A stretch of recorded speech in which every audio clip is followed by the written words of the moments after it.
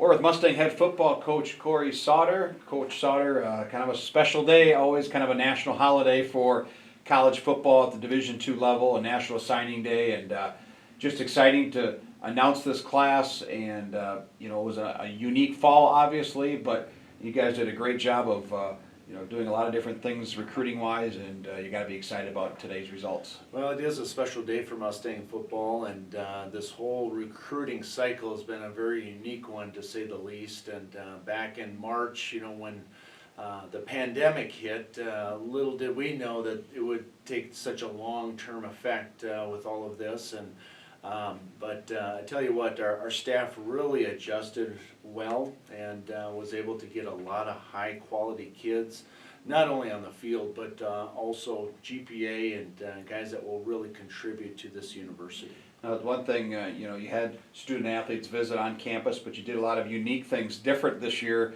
because of the pandemic with Zoom and those type of things, and kind of just talk about how unique that was, and at times probably may helped attract some of these student athletes. Yeah, we really had to shift and adjust on the fly.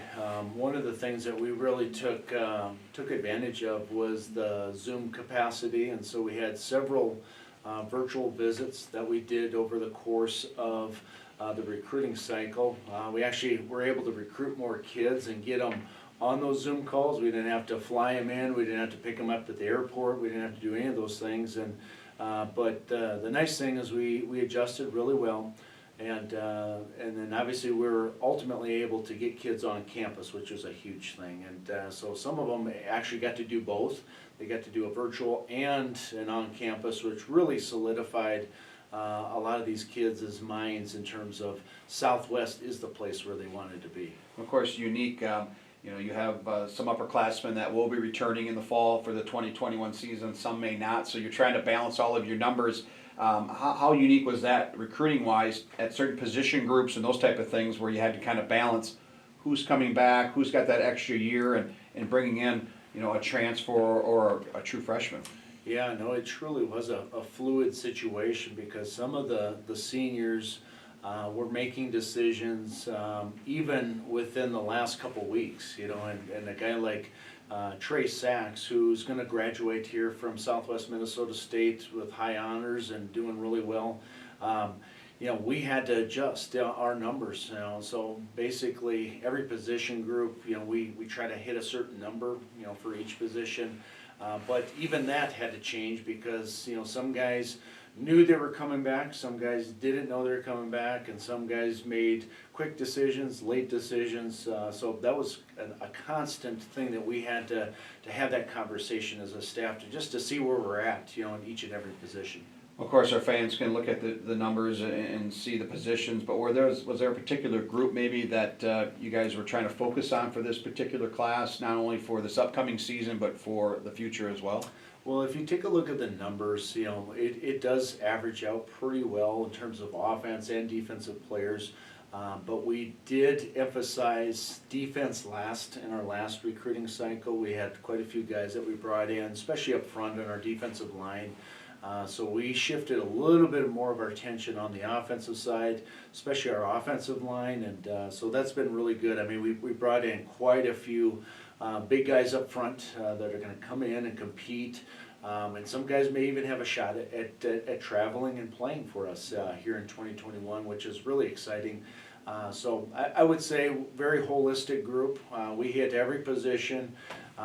Certainly looking at depth, and we're certainly looking at guys that can contribute and at least put us in a position where we're going to have competition when we get back to training camp this fall. And of course, look ahead to the spring ball. We hope to get on the field later on this spring, and we may have a scrimmage or two against another school, but this is a huge spring for your program, because you have some student athletes that came at semester that'll get some reps, but also for those guys that just didn't get a lot of time in the fall from last year's incoming class.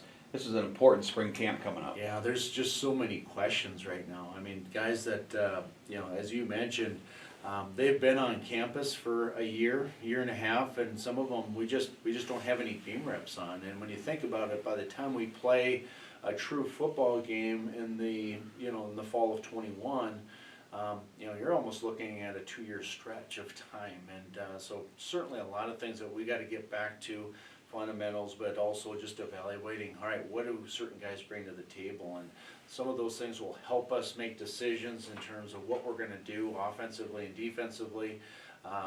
So just this is going to be probably as critical of a spring football season as we're going to find. And as you mentioned, we're looking to play some people. It might not go down as an actual game. It doesn't count towards anything. It doesn't count in our record book or towards a championship. But anytime you play somebody else, it just elevates the intensity.